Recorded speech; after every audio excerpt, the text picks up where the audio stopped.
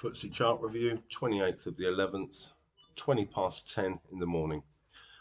Wanted to just look away from intraday stuff for 2 minutes, just to make people aware on the daily chart of these three signals. Okay, so we've got the stochastic coming out of essentially near as makes no difference the 90 line. We've got the RSI, not really showing me much. I said that last week. This is more important. I'm looking at this MACD. It's of interest to me. I'm not saying by any means we just short this right now, but you know, this high that we've already had may have been the top.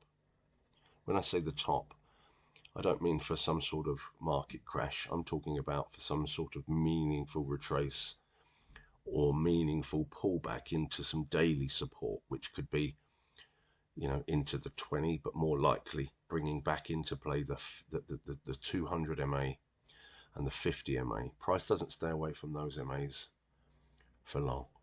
Okay, so you know, they need to come back into play, whether we have a retrace back to the 200 or indeed price remains strong and makes a higher high, allowing for the 50 MA to catch up. But at some point these MAs will come back into the game, and we'll keep an eye on those moving forward. But more importantly at the moment, keep an eye on the daily MACD. Keep an eye on this awesome, because if you look from the high, there's your divergent zone. There's your divergent zone off of a potentially turning MACD with the histogram about to trade negative. But also, if you look at the histogram, that's also a histogram divergence too.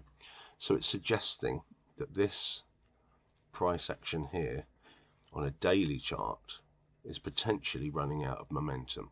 All right.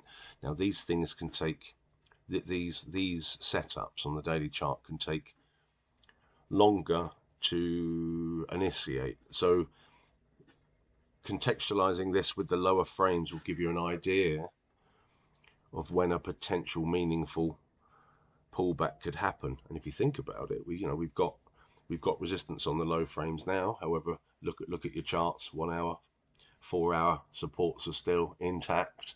Just making people aware to keep an eye on this area, keep an eye on these oscillators, and bear in mind therefore that if we did have a higher high, maybe into some of these inflection points here, look,